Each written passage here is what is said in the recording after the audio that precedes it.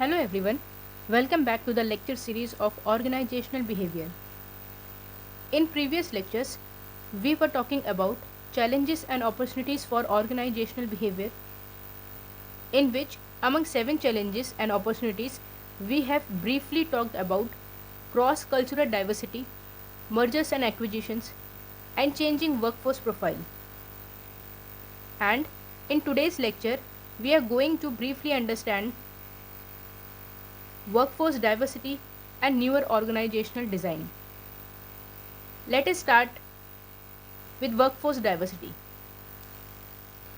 Workforce diversity refers to the degree of similarities and differences among employees in an organization at a point of time. Workforce diversity का मतलब होता है एक particular time period में हमारे organisation के employees के बीच में कितनी सिमिलैरिटीज़ हैं और कितने डिफरेंसेस हैं, क्योंकि हमारे ऑर्गेनाइजेशन में अलग अलग कल्चर से लोग आते हैं। इस वजह से कई क्राइटेरिया के बेसिस पे इनमें कुछ सिमिलैरिटीज़ भी पाई जाती हैं और कुछ डिफरेंसेस भी पाए जाते हैं। According to Business Dictionary, workforce diversity is defined in terms of age, cultural background, physical abilities and disabilities, race, religion and gender. तो बिजनेस डिक्शनरी के अकॉर्डिंग इन सभी पर्सपेक्टिव के बेसिस पे वर्कफोर्स डाइवर्सिटी हमारे ऑर्गेनाइजेशन में पाई जाती है। जैसे हर एक एम्प्लॉय की एज अलग अलग होती है, उनका कल्चरल बैकग्राउंड अलग अलग है, उनकी जो फिज़िकल एबिलिटीज़ हैं वो अलग अलग हैं, और अगर कोई डिसेबिलिटी है उनके अंदर तो वो भी एक दूसरे से अलग है। रेसिज्म की बेसिस पे भी हमारी वर्कफोर्स डाइवर्सिटी अलग अलग होती है। रिलीजन हमारे अलग हैं, जेंडर हमारे अलग हैं, like male and female. Managing workforce diversity effectively may be challenging, but if managed properly, it results in increased creativity in the organization because of diversity of idea due to workforce diversity. तो इस diverse workforce को, जो हमारे organisation में जो employees हैं, इस diverse workforce को इफ़ेक्टिवली मैनेज करना बहुत ज़्यादा चैलेंजिंग होता है एक मैनेजर के लिए। बट अगर इस वर्कफोर्स को हम इफ़ेक्टिवली मैनेज कर ले जाते हैं तो हम अपने ऑर्गेनाइजेशन में क्रिएटिविटी को इंक्रीज़ कर सकते हैं और सभी अपॉर्चुनिटीज़ को हम ग्रैब्स कर सकते हैं, क्योंकि ये जो डाइवर्स वर्कफोर्स हमारे पास अवेलेबल है, इनके क्रिएटिव आइडियाज़ को यूज़ करके हम अपने ऑर्गेनाइजेशन में अपॉर्चुनिटीज़ क्रिएट कर सकते हैं। There are some groups of employees which need special attention while managing workforce diversity, which are: first, women employees; second, dual income families; third, scheduled caste and tribe employees; fourth, physically impaired personals. तो हमारे organisation में कुछ ऐसे group of employees होती हैं जिनके ऊपर हमें कुछ स्पेशल अटेंशन देनी पड़ती है, जिसमें आ जाते हैं हमारे women employees, dual income families, scheduled caste and tribe employees, physically impaired personals. तो स्टार्ट करते हैं हमारे फर्स्ट पॉइंट से, वुमेन एम्प्लॉयज़। तो हमारे ऑर्गेनाइजेशन में मेन और वुमेन दोनों एक साथ मिलकर काम करती हैं, बट कई बार ऑर्गेनाइजेशन में मेन और वुमेन को इक्वल पोजीशंस नहीं मिल पाती, या कई सारे बेसिस पे हम डिफ्रेंशिएट करने लगते हैं मेन और वुमेन्स में। तो कई सारी प्रॉब्लम्स होती हैं जो ऑर्गेनाइजेशन के अंदर वुमेन्स को फेस करनी पड़ती हैं। उसमें जो मेजर प्रॉब्लम है, that is there is sexual harassment of women employees in the work place. Womens को सेक्सुअल हैरेसमेंट की प्रॉब्लम को फेस करना पड़ता है ऑर्गेनाइजेशन के अंदर, कई बार ऐसा देखा गया है। Second problem, women employees have to face prejudice in the form of caste, creed, sex और birth place etcetera. Prejudice exists in the society as well as at workplace. This is because of masculine or male-dominated society. This is why women seldom occupy top position in the organization. तो केवल sexual harassment एक problem नहीं है जो women को face करनी पड़ती है ऑर्गेनाइजेशन में। दूसरी सबसे बड़ी प्रॉब्लम है वो है प्रेजुडिस की। Prejudice are the preconceived opinion that is not based on reason और एक्चुअल एक्सपीरियंसेस। ठीक है, तो प्रेजुडिस क्या है? ये हर एक ह्यूमन की pre occupied, pre conceived opinion होता है जिसके पीछे कोई रीज़न या कोई एक्चुअल एक्सपीरियंस या कोई फैक्ट नहीं होते हैं।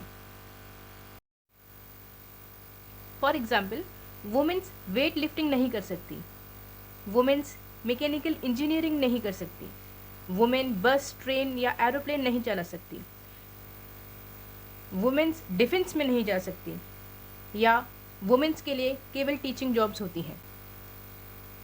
ये हमारी प्रेजुडिस है on the basis of gender discrimination. तो इस तरीके की प्रेजुडिस केवल हमारी सोसाइटी में ही नहीं, हमारे वर्क प्लेस में भी प्रेजेंट होती हैं। जैसे वर्क प्लेस में क्या प्रेजुडिस हो सकती हैं कि वुमेन्स टॉप पोजीशंस पे नहीं जा सकती। ये ऐसा क्यों होता है? ये होता है मैस्कुलाइन सोसाइटी की वजह से या मेल डोमिनेटेड सोसाइटी की वजह से। वुमेन्स को उतनी अपॉर्चुनिटीज़ नहीं मिल पाती हैं ऑर्गेनाइजेशन में कि वो अपनी कैपेबिलिटीज़ को वहाँ पे प्रूव कर सकें। यही कारण है कि टॉप पोजीशंस पे ऑर्गेनाइजेशन पे वुमेन्स को जाने ही नहीं दिया जाता है। तो इसका सॉल्यूशन क्या है?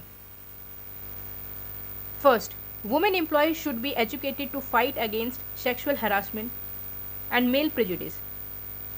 This is done by well directed counselling. तो सबसे पहले तो हमें वुमेन्स को एजुकेट करना पड़ेगा कि सेक्सुअल हरासमेंट ये एक लीगली क्राइम है और इसके अगेंस्ट आपको आवाज़ उठानी होगी। तो इस चीज़ के लिए हमें सबसे पहले ऑर्गेनाइजेशन में जो वुमेन्स काम कर रही हैं उनकी हमें काउंसलिंग करनी पड़ेगी और इस डायरेक्शन में उन्हें एजुकेट करना पड़ेगा कि किस तरह वो इसके अगेंस्ट अपनी आवाज़ उठा सकती हैं।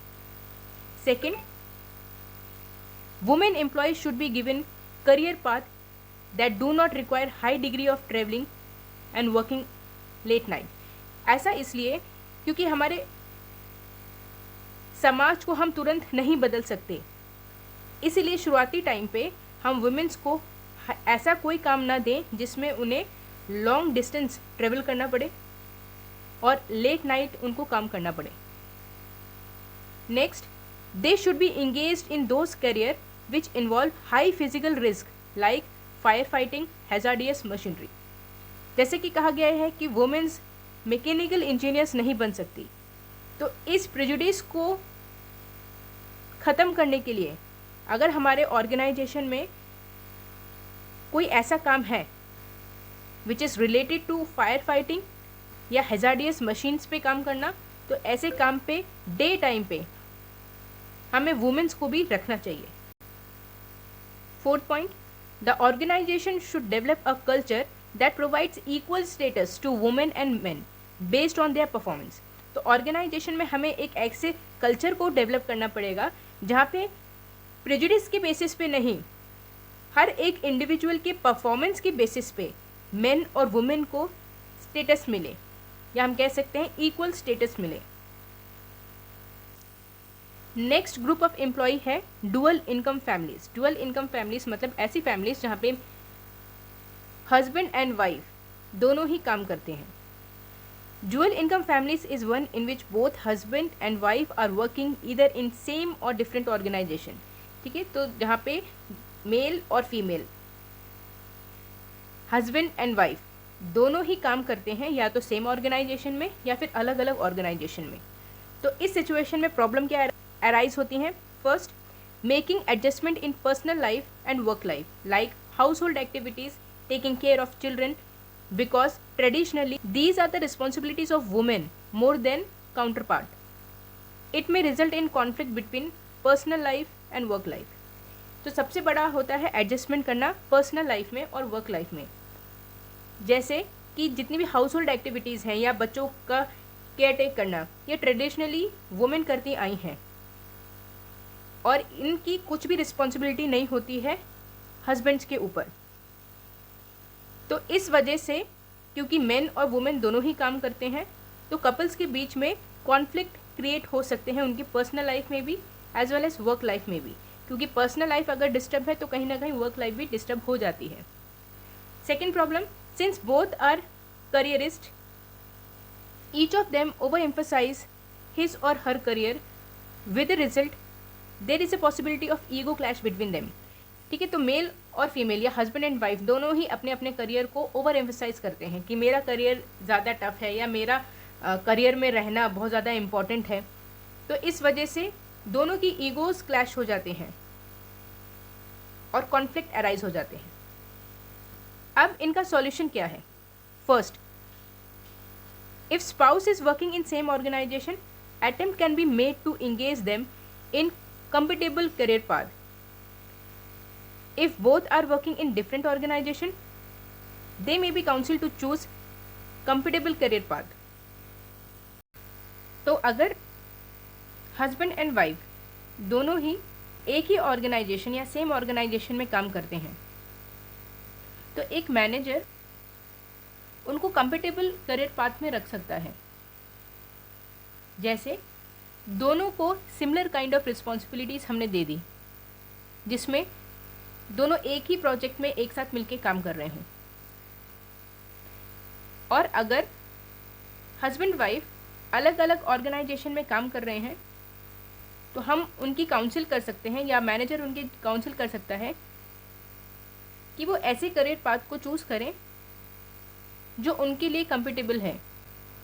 फॉर एग्ज़ाम्पल, अगर वुमेन टीचर है तो उनके हस्बैंड आराम से बैंकिंग जॉब कर सकते हैं या प्राइवेट ऑर्गेनाइजेशन में जॉब कर सकते हैं, या एक की डे शिफ्ट है तो दूसरा नाइट शिफ्ट को ऑप्ट कर सकता है, जिसकी वजह से उनकी पर्सनल लाइफ डिस्टर्ब ना हो। They must be guided to develop interpersonal skill and empathy to appreciate the view point of each other. तो हस्बैंड और वाइफ दोनों को ही आपस में इंटरपर्सनल स्किल्स को डेवलप करने की ज़रूरत होती है। दोनों को एक दूसरे के पॉइंट ऑफ व्यू को समझने की ज़रूरत है। दोनों को एक दूसरे के लिए एम्पैथी होनी चाहिए। एम्पैथी मतलब हस्बैंड वाइफ की सिचुएशन पे खुद को रख के देखे और उसकी प्रॉब्लम्स को समझे, उसी तरह वाइफ हस्बैंड की सिचुएशन पे अपने आप को रख के देखे और उसकी प्रॉब्लम्स को समझे। और दोनों ही अगर एक दूसरे के व्यू पॉइंट को अप्रिशिएट करेंगे, एक दूसरे के हार्डवर्क को अप्रिशिएट करेंगे, तो कभी भी उनके बीच में कॉन्फ्लिक्ट्स आएंगे ही नहीं। The next group of employ is schedule caste और ट्राइब एम्प्लॉयज़। तो इंडियन गवर्नमेंट ने ह्यूमंस को कुछ कास्ट के बेसिस पे डिवाइड किया हुआ है, जैसे general caste, OBC caste, SC and ST caste. और एससी एसटी कास्ट को क्योंकि उनकी इकोनॉमिक कंडीशन इतनी अच्छी नहीं हुआ करती थी, इस वजह से कुछ प्रिविलेज भी दिए हैं, जिनकी वजह से कई तरीके की प्रॉब्लम्स इनको फेस करनी पड़ती है ऑर्गेनाइजेशन में। जैसे first, person belongs to SC/ST are perceived as inferior as compared to other employees doing the similar job. This is because of lower scores of these person in selection test and other qualitative criteria due to reservation in jobs. क्योंकि सरकार ने इन employees को या SC/ST caste group को कुछ privilege दिया है, जैसे सिलेक्शन टेस्ट में लोअर स्कोर होने पर भी इनको ऑर्गेनाइजेशन में रिक्रूट कर लिया जाता है, या अदर क्वालिटेटिव क्राइटेरिया में भी इनको रिजर्वेशन दिया जाता है जॉब्स में। Second problem, there is a likelihood of class conflict between SC/ST and other employees. Interpersonal interaction between two groups of employees may not be a cordial as it should be. तो ऐसी संभावनाएं देखी जाती हैं कि SC/ST cast से belong करने वाले एम्प्लॉयज़ और अदर कास्ट से बिलोंग करने वाले एम्प्लॉयज़ के बीच में इंटरपर्सनल इंटरेक्शन बहुत अच्छा नहीं होता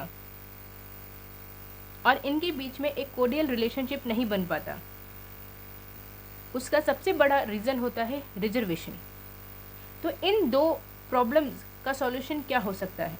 first, they should be given additional opportunity and facilities to learn and develop skills which can put them at part with other employees. तो हमारे ऑर्गेनाइजेशन में ऐसे एम्प्लॉयज़ के साथ डील करने के लिए मैनेजर्स को कुछ एडिशनल अपॉर्चुनिटीज़ और फैसिलिटीज़ देनी पड़ेगी इन एम्प्लॉयज़ को, ताकि वो उन ट्रेनिंग्स के थ्रू अपनी लर्निंग को इंक्रीज कर पाएँ और ऐसे स्किल्स को डेवलप कर पाएँ जो बाकी के एम्प्लॉयज़ के बराबर हो। Second, the effort should be made to bridge the gap between two groups of employees. तो इन दोनों ग्रुप के एम्प्लॉयज़ के बीच में हमें ऐसे एफर्ट्स करने चाहिए कि ये जो गैप है वो फुलफिल हो पाए। और हमें अपने पार्ट से भी ये समझना पड़ेगा कि जो ये बाइफर्केशन हुआ था कास्ट के बेसिस पे, ये हुआ था उनकी इकोनॉमिक कंडीशन को देखते हुए और उनको और ऊपर अपलिफ्ट करने के लिए। तो इस गैप को फुलफिल करने के लिए एक मैनेजर को कई तरीके की अपॉर्चुनिटीज़ और फैसिलिटीज़ प्रोवाइड करनी पड़ेगी इन एम्प्लॉयज़ को, ताकि वो और नई नई चीज़ों को लर्न कर पाएँ, स्किल्स को डेवलप कर पाएँ और बाकी एम्प्लॉयज़ के साथ कॉम्पिटिट कर पाएँ। The fourth basis is physically impaired personal या physically disabled personals. Those who have some physical disadvantage as compared to others, they are also known as physically handicapped personnel. ठीक है, तो कई बार क्या होता है कि हमारे ऑर्गेनाइजेशन में ऐसे एम्प्लॉयज़ काम करते हैं जो फिजिकली अपने किसी भी बॉडी पार्ट से डिसेबल्ड हैं और उस बॉडी पार्ट से वो काम नहीं कर सकते। जैसे किसी इंडिविजुअल का एक हाथ खराब हो सकता है, पैर खराब हो सकता है या कोई भी बॉडी का पार्ट खराब हो सकता है। तो यहाँ पे प्रॉब्लम क्या आती है? These personal can not perform those job either efficiently और at all which required the use of those organ which are weak. तो इन एम्प्लॉयज़ के साथ हम वो काम नहीं करवा सकते जिस काम में उस ऑर्गन का यूज़ हो रहा हो जो उन इंडिविजुअल्स का वीक है, जैसे हैंड, लेग या कोई अदर ऑर्गन, या किसी का हियरिंग स्किल भी हो सकता है, या कुछ ऐसे एम्प्लॉयज़ हो सकते हैं जो ज़्यादा देख नहीं सकते। तो इन प्रॉब्लम्स को हमें डील करना है। Solution, they should be put on a career path that do not require high physical exertion and can use special skills to compensate for those physical disadvantages. तो पहली बात तो हमें ऐसे एम्प्लॉयज़ को ऐसा करियर पाथ देना ही नहीं चाहिए जिसमें उन ऑर्गन्स का यूज़ हो रहा हो जो उनमें डिसेबल्ड है, और हमें और ज़्यादा वर्क करना चाहिए उनके स्पेशल स्किल्स को इंक्रीज़ करने के लिए, जिसके वजह से वो कंपनसेट कर पाएँ अपनी फिजिकल डिसएडवांटेजेस को। तो ऑर्गेनाइजेशन में ये चारों ग्रुप्स ऑफ एम्प्लॉय हमारे लिए एक चैलेंज होते हैं, बट अगर इस चैलेंज को एक मैनेजर अच्छे से हैंडल कर ले तो यही चैलेंज उनके लिए अपॉर्चुनिटी में कन्वर्ट हो जाती है। The next topic is newer organizational design. तो अभी तक हमने पढ़ा था ऑर्गेनाइजेशन डिज़ाइन में कि दो तरीके की ऑर्गेनाइजेशंस होती हैं, एक है टॉल स्ट्रक्चर और दूसरा है फ्लैट स्ट्रक्चर। और टॉल एंड फ्लैट स्ट्रक्चर में हर एक पोजीशन की अपनी कुछ रिस्पॉन्सिबिलिटीज़ होती हैं, कुछ अथॉरिटीज़ होती हैं जिनको उन्हें कंप्लीट करना होता है। To cope up with the requirements of fast changing environment, newer organizational designs have emerged. Today, organizational designs are not based on classical approach of division of labor, departmentalization, authority, responsibility, and hierarchical level. It is taken over by flexible and dynamic organizational design. आज के time में जो हमारा external environment है वो बहुत ज़्यादा dynamic है, और इस फास्ट चेंजिंग एनवायरनमेंट को कोप अप करने के लिए हमें न्यूअर ऑर्गेनाइजेशनल डिज़ाइन की ज़रूरत पड़ती है, और वहीं से ये कॉन्सेप्ट इमर्ज हुआ है। तो आज की जो ऑर्गेनाइजेशनल डिज़ाइन है वो पुरानी डिज़ाइन के बेसिस पे नहीं होती या पुराने अप्रोचेस को ज़्यादा फॉलो नहीं करता, जैसे division of labour, departmentalisation, authority, responsibility and hierarchical level. ये कन्वर्ट हो गई हैं अब फ्लेक्सिबल और डायनेमिक ऑर्गेनाइजेशनल डिज़ाइंस में। तो फ्लेक्सिबल और डायनेमिक ऑर्गेनाइजेशनल डिज़ाइंस क्या है? जैसे अगर हम देखें पहले तो हर एक चीज़ एक हायरार्की में डिवाइडेड थी, जैसे top level, middle level, lower level, और इन लेवल्स में भी कई सारे सब डिविजन्स होते थे। तो अब की जो ऑर्गेनाइजेशन है वो फोकस करती हैं जो पहले स्टीप हायरार्किकल लेवल्स होते थे या स्टीप हायरार्कीज होती थी, उनको हम किस तरह शिफ्ट कर सकते हैं फ्लैटन नेटवर्क ऑर्गेनाइजेशन में, जिसमें डायनेमिक टीम्स हों और वर्चुअल एंटरप्राइजिंग हो। अब वर्चुअल एंटरप्राइज क्या होते हैं? ये एक टेम्पररी अलायंस होता है बिजनेसेस का, जिसमें अलग अलग तरीके के बिजनेसेस एक साथ आके काम करते हैं। वो शेयर करते हैं अपने स्किल्स को, कोर कॉम्पिटेंसीज को, ह्यूमन रिसोर्सेज को, ताकि वो बेस्ट से बेस्ट अपॉर्चुनिटीज़ को अचीव कर पाए। और इस टास्क को कंप्लीट करने के बाद फिर से वो ऑर्गेनाइजेशंस अलग हो जाती हैं। Department has become centres of excellence and the hierarchy is now 3 level at the best. पहले जैसे टॉल ऑर्गेनाइजेशंस होते थे तो उसमें हायरार्किकल डिविजन्स बहुत ज़्यादा होते थे, तो उन सारे डिविजन्स को कम करके हम केवल 3 लेवल तक ले आए हैं। Second, training department no longer exist but learning has not stopped and even more learning happens within and between learners. अब क्या है, पहले ट्रेनिंग डिपार्टमेंट्स होते थे, रिक्रूटमेंट के बाद हर एक एम्प्लॉय को हम ट्रेनिंग के लिए भेज दिया करते थे, और उनकी जो ये ट्रेनिंग होती थी वो डिपेंड करती थी 2 मंथ 3 मंथ से लेके 6 मंथ तक, और उसके बाद हम उन एम्प्लॉयज़ को ऑर्गेनाइजेशन के अंदर पोजीशंस में हम भेजते थे। बट अब क्या हुआ है, ट्रेनिंग डिपार्टमेंट्स अब ऑर्गेनाइजेशंस में एग्जिस्ट नहीं करते हैं। इसका मतलब ये नहीं है कि ऑर्गेनाइजेशन में लर्निंग ख़त्म हो गई है, लर्निंग ख़त्म नहीं हुई है, इवन अब और ज़्यादा लर्निंग इंक्रीज़ हो गई है, क्योंकि अब जो एम्प्लॉयज़ आ रहे हैं वो पहले से ही स्किल्ड होते हैं और ऑन द जॉब ट्रेनिंग के वजह से वो काम करते करते उसको सीखते भी जाते हैं। Third, instead of boxes and lines in the organizational chart we see ever changing circle cluster of capabilities. तो पहले आपने देखे होंगे कि जितने भी हमारे ऑर्गेनाइजेशन के चार्ट बनते थे वो बॉक्सेस और लाइंस के बेसिस में बनते थे। बॉक्सेस और लाइंस के बेसिस में मतलब कि ये जो डायरेक्ट लाइंस आ रही हैं अपवर्ड से डाउनवर्ड, ये लाइंस हमारी शो करती थी लाइन अथॉरिटीज़ को, और ये जो डॉटेड लाइंस हैं जो ऊपर की तरफ जा रही हैं ये शो करती थी स्टाफ एम्प्लॉयज़ को। तो लाइन अथॉरिटीज़ जो होती थी वो केवल टास्क देती थी, और जो स्टाफ अथॉरिटीज़ होती थी वो फीडबैक देती थी और हमारे ऑर्गेनाइजेशन के प्रोसेस को फर्दर इम्प्रूव करती थी। बट अब ये बॉक्सेस और लाइंस ऑर्गेनाइजेशन चार्ट में नहीं है। अब इन चीज़ों को हम सर्कल्स में रिप्रेजेंट करते हैं। सर्कल्स में इसलिए क्योंकि हर एक एम्प्लॉई के पास यहाँ पे कई तरीके की कैपेबिलिटीज़ है, स्किल्स हैं, और एट ए टाइम ये एम्प्लॉयज़ केवल एक ही टीम के साथ काम नहीं करते, ये एट ए टाइम कई सारे प्रोजेक्ट्स या कई सारी टीम्स के साथ काम करते हैं। तो ज़रूरी नहीं है कि ये इन सभी टीम्स से फेस टू फेस मिले, ये ना मिल के भी उन टीम्स के साथ काम करते हैं या हर एक टीम के लिए अलग अलग टाइम पीरियड में काम करते हैं। Because of the fast changing technology, the nature of job profile and job holders has changed considerable, necessitating more flexible and dynamic organizational design. Now, people are working on more than one team at a time, keeping irregular hours and maybe never meeting their co-workers face to face like BPO jobs.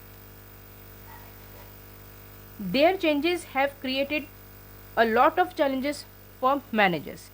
तो इस fast changing technology की वजह से organisation में जो nature of job profile है किसी भी जॉब होल्डर का वो भी चेंज होते जा रहा है और फ्लेक्सिबल एंड डायनेमिक होते जा रहा है। तो हमारे ऑर्गेनाइजेशन का डिज़ाइन भी अब बहुत ज़्यादा फ्लेक्सिबल और डायनेमिक हो गया है टेक्नोलॉजिकल चेंजेस की वजह से। अब ऑर्गेनाइजेशन में पहले की तरह कि पहले क्या होता था कि जो एम्प्लॉयज़ हैं वो पर्टिकुलरली एक ही टीम या एक ही टास्क के ऊपर फोकस करते हुए काम करते थे, बट अब क्या हो रहा है, टेक्नोलॉजिकल एडवांसमेंट की वजह से जो हमारी वर्क फोर्स है वो at a time more than one team या वन टास्क के ऊपर काम करते हैं। तो हो सकता है कि कोई एक ऐसा एम्प्लॉय है जो एट ए टाइम 3 टीम्स के साथ काम कर रहा हो, जिनमें से वो 2 टीम्स के साथ इरेगुलर आवर्स में मिलता है और एक टीम के साथ कहो कभी मिला ही ना हो, जैसे बीपीओ जॉब्स में होता है। फ़ोन के थ्रू या टेलीफोनिक कन्वर्सेशन के थ्रू ही क्या करना है, क्या उसकी रिस्पॉन्सिबिलिटीज़ हैं, उन टास्क के बारे में वो डिस्कशन कर लेते हैं और अपनी अपनी रिस्पॉन्सिबिलिटीज़ को कंप्लीट करते हैं। तो इस तरीके के चेंजेस जो हैं और भी ज़्यादा चैलेंजेस क्रिएट करते हैं ऑर्गेनाइजेशन के मैनेजर के लिए, और इन चैलेंजेस को अगर हमारे ऑर्गेनाइजेशन के मैनेजर्स अच्छे से डील कर लेते हैं तो इन चैलेंजेस को वो कन्वर्ट कर लेते हैं अपॉर्चुनिटीज़ में। ओके क्लास, आज के लिए बस इतना ही। नेक्स्ट लेक्चर में हम बात करेंगे इंक्रीजिंग क्वालिटी कॉन्शियसनेस की और ethical issues in organizational behaviour की। होप कि ये लेक्चर आपको समझ में आया होगा। अगर आपकी कोई भी क्वेश्चन या क्वेरी है तो आप कमेंट बॉक्स में मुझसे पूछ सकते हैं। Thank you class and have a nice day.